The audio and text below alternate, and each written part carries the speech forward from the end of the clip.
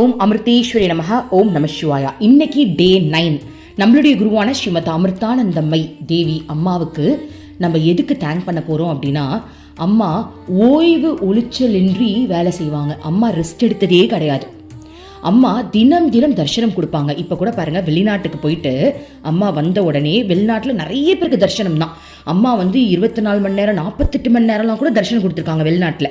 அப்போது நம்மளாம் என்ன பண்ணுவோம், இந்த மாதிரி ஒரு ஒர்க் பண்ணிட்டு வந்தோம் அப்படின்னா வீட்டில் ரெஸ்ட் எடுப்போம்ல.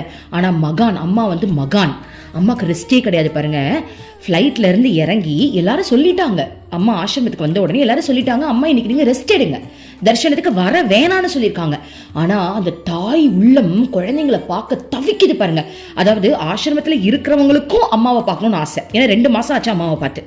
அப்போ இருக்கிறவங்களுக்கும் அம்மாவை பார்க்கணும். ஆனால் அம்மாவுடைய உடலை கருதி அம்மா ரெஸ்ட் எடுக்கட்டும்னு எல்லாரும் ஒத்துக்கிட்டாங்க. ஆனால் அந்த தாய் பாருங்க, நான் உங்களை பார்த்தே ஆவேன் அப்படின்னு அந்த தாயால தாங்க முடியல பாருங்க.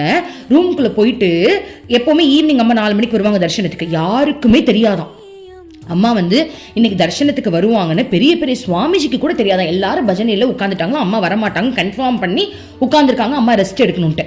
ஆனா அம்மா பாருங்க, யார்கிட்டயும் சொல்லாம நேரா ஸ்டேஜுக்கு வந்திருக்காங்க. பார்த்த உடனே எல்லாரும் ஒரே அழுகையாம். அப்போ அம்மாவால யாரையும் கட்டி பிடிக்காம இருக்க முடியல. ஏன்னா அவங்க மகான்.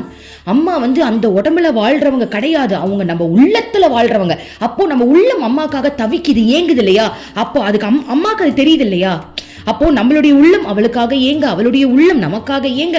இதுதான் இறைவனுடைய பந்த பிணைப்பு. இதுதான் என்ன சொல்லுவோம், பிரேம பக்தி. இதுதான் அந்த பிரேம பக்தி. அப்ப அந்த பிரேம பக்திக்கு அம்மா பாருங்க, ரெஸ்ட் கூட எனக்கு தேவையில்லைன்னு குழந்தைங்களை பார்க்க ஓடி எல்லாரையும் கட்டி பிடிக்க ஆரம்பிச்சிட்டாங்க. ரெஸ்டே எடுக்கல அம்மா. அப்போ தினம் தினம் தினம் தினம் எங்களுக்கு அம்மா நீங்க எங்களுக்கு தினம் தினம் தினம் தினம் எங்களுக்கு தர்ஷனம் கொடுக்குறீங்களாம்மா, அதற்காக உங்களுக்கு கோடான கோடான கோடான நன்றிமா. அதாவது செவ்வாய்க்கிழமை வெள்ளிக்கிழமை அம்மா தர்ஷனம் கிடையாதுன்னு ஒரு ரூல்ஸ் வந்துச்சு.